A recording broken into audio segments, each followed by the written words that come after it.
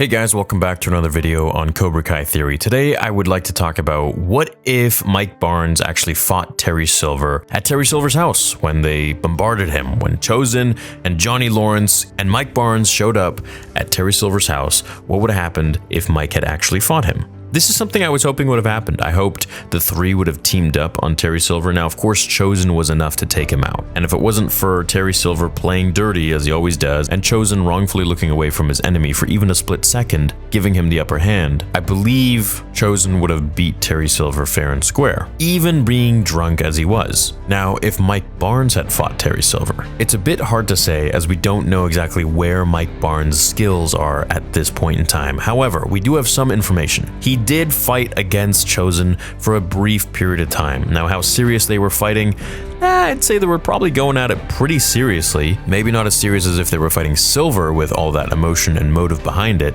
but they were pretty evenly squared up, it seemed. Now, in my opinion, I think Chozen is the new Miyagi figure of the show. I think he is supposed to be the most powerful and the most skilled. However, that doesn't mean that he can't be beat, of course, as we saw. Now, if Mike Barnes had fought Terry Silver, I don't think it would have gone as it did back in the 80s when Mike showed up at Mr. Miyagi's house and Terry Silver came in and sweeped his leg and kicked his butt out of there. Now, of course, that was all for show. That was just to get Daniel to believe that he can protect him, Daniel, against Mike Barnes. But I don't think it would have ended up the same way. I think Mike would have been able to hold his own pretty well against Terry Silver this time, being a much more mature fighter, and at the same time having so much anger and resentment towards Terry Silver for not only what he did to him as a kid, getting him expelled from tournaments, getting him banned from all karate tournaments, ruining his record and his reputation, but then also setting fire to his business, essentially ruining his life twice,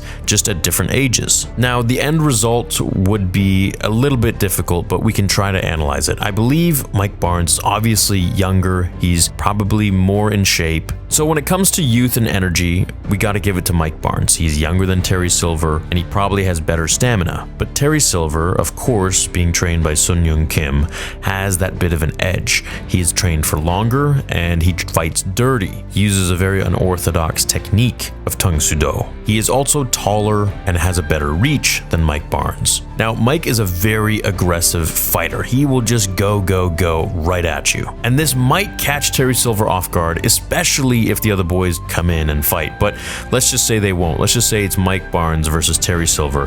He walks in and he's like, "We have some unfinished business. I'm gonna kick your ass." And they go at it. Obviously, for writing's sake, for the film's sake, I don't think it would make sense for Mike Barnes to win. I still have a hard time thinking that Daniel beating Terry Silver was the right decision to make.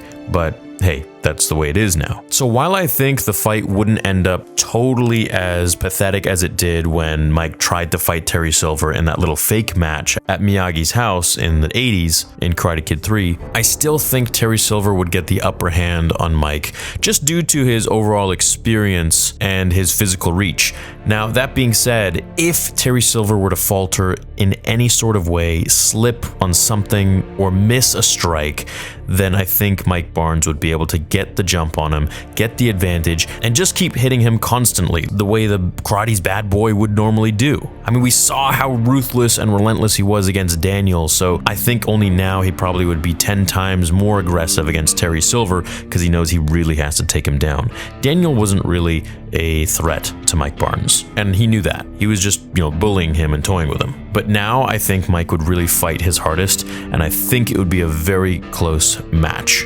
So I would give it to Terry Silver, but if one little thing goes wrong where Terry slips or misses his footing or whatever, then I think Mike Barnes would take the title here. That's something I really wanted to see. I wanted to see more of Mike Barnes fighting. The fact that he got knocked out so early on in the fight was, it was a little bit lame for me, but I'm glad that he came in as such a hero in the end and saved Johnny. I thought that was pretty sweet. I would love to know more about Mike's previous fighting career after he was banned from all tournaments. Did he continue to train? Did he continue to practice? Did he continue to learn new skills or own his skills? Or did he just let it all go and this is all just muscle memory? If it's muscle memory, then man, if he starts training, he's going to be more powerful than Chozen and Silver and all those guys. But if he's been training this whole time, then yeah, he's probably still really a great fighter, but if he's gonna get to Silver's level, he's probably gonna need a few more years, I would say. And like I said, I just don't see Silver losing to him or anyone. I think the only thing that can make Silver lose is himself, and we saw that, case in point, when he fought against Daniel. He was just defeated himself in his own mind because his students didn't believe in him anymore. And I think that really took from his energy and his concentration and caused him to lose the fight. So I would love to hear what you guys think. Would Mike Barnes have beat Terry Silver at this point in time, or would Terry wipe the floor with him in all scenarios? Thanks for watching today's video. Leave a like if you enjoyed it, and I'll see you in the next one on Cobra Kai Theory. Until then, remember, pain does not exist in this dojo, does it?